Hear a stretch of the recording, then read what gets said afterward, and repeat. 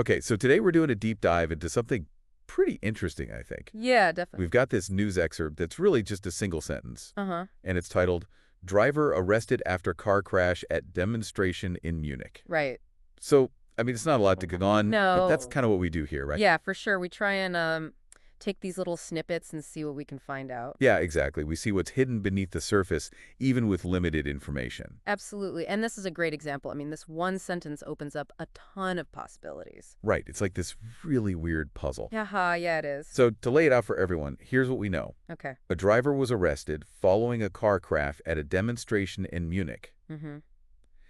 And that's basically all we got. Yeah. So where do we even begin with it? Like, was this driver a part of the demonstration, or were they just driving by? That's the first question that pops into my mind, too, because it really changes how we look at everything. I mean, think about it. If they were part of the demonstration, was this intentional? Yeah, like, were they trying to make some kind of statement? Exactly. Or did something go down at the demonstration that caused the crash? Or what if they were just in the wrong place at the wrong time? Yeah. Maybe they got spooked by what was happening at the demonstration. Right. Maybe there was a confrontation and things escalated. Yeah, it's easy to jump to conclusions. You know, we all have our own thoughts about demonstrations and stuff. I know I do. But the thing is, we don't have any eyewitness accounts Nope. or any statements from the driver. So we're really in the dark. So anything we say is just speculation. It's really making me think about how important context is. Uh-huh. Like, we don't know anything about the atmosphere at this demonstration. Right. Were people getting riled up? Was it a peaceful protest, or was there some tension brewing? And we also need to consider Munich itself. Yeah, that's a good point. You know, are there any big events that happened in Munich or any social movements that might be relevant here? Wow, I hadn't even thought of that.